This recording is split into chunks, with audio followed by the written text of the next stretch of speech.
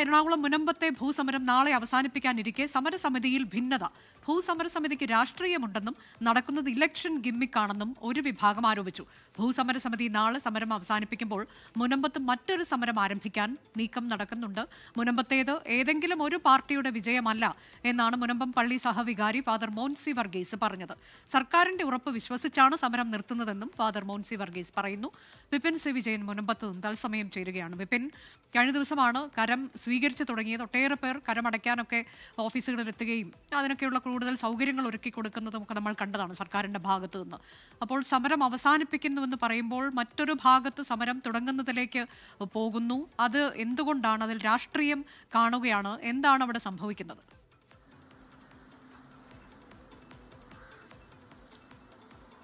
അനുജ, രാഷ്ട്രീയപരമായിട്ട് കൂടിയുള്ള ഭിന്നിപ്പാണ് ഇപ്പോൾ ഈ സമരസമിതിയിൽ തന്നെ ഉണ്ടായിരിക്കുന്നത്. 413 ദിവസമായി തുടരുന്ന ഈ മുനമ്പം സമരം അത് നാളെ അവസാനിക്കാനിരിക്കുകയാണ്. അപ്പോൾ 2:30 നാളെ ഒരു സമ്മേളനത്തോടു കൂടി തന്നെ ഈ സമരം അവസാനിപ്പിക്കുമെന്നുള്ളതാണ് പറഞ്ഞിരിക്കുന്നത്.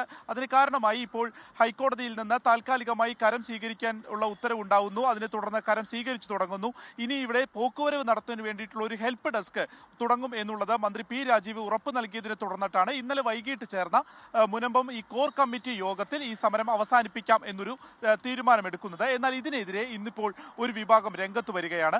ഇപ്പോഴും ഈ മുനമ്പത്തെ ഈ ഭൂമി അത് വഖഫ് രജിസ്റ്ററിൽ തന്നെയാണ് കിടക്കുന്നത്.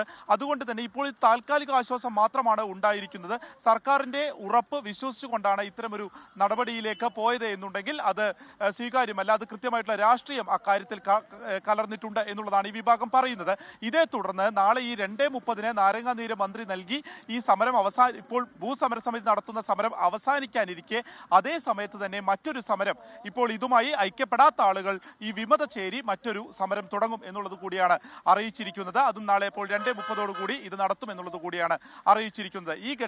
ഈ രീതിക്കാണ് ഇപ്പോൾ ഈ സമരസമിതിയിൽ ഒരു ഭിന്നിപ്പുണ്ടായിരിക്കുന്നത്. ഇതിൽ പള്ളി വികാരി തന്നെ പറഞ്ഞിരിക്കുന്നത് ഒരു പ്രസ്ഥാനത്തിന്റെ കീഴിലായിരുന്നില്ല, പള്ളിക്ക് പിറകിലാണ് ഈ ജനത മുഴുവൻ അണിനിരുന്നത്. അതുകൊണ്ട് തന്നെ ഈ 610 കുടുംബങ്ങളുടെ അവകാശങ്ങൾക്ക് വേണ്ടിയുള്ള പോരാട്ടത്തിന്റെ വിജയമാണ്. പെട്ടെന്ന് തന്നെ അതിലൊരു നടപടി ഉണ്ടാവുകയില്ല. സർക്കാരിന്റെ കാര്യമായതുകൊണ്ട് തന്നെ അത് പതിയെ പോകുമെന്നുള്ള ഉറപ്പ് വിശ്വസിച്ചുകൊണ്ട് സമരം നാളെ നിർത്തും എന്നുള്ളതാണ് അറിയിച്ചിരിക്കുന്നത്. അങ്ങനെ സമരം അവസാനിപ്പിക്കാനിരിക്കെയാണ് മറ്റൊരു ഭാഗത്ത് സമരം തുടങ്ങുമെന്ന് പറയുന്ന മുന്നറിയിപ്പ് കൂടി വരുന്നത്.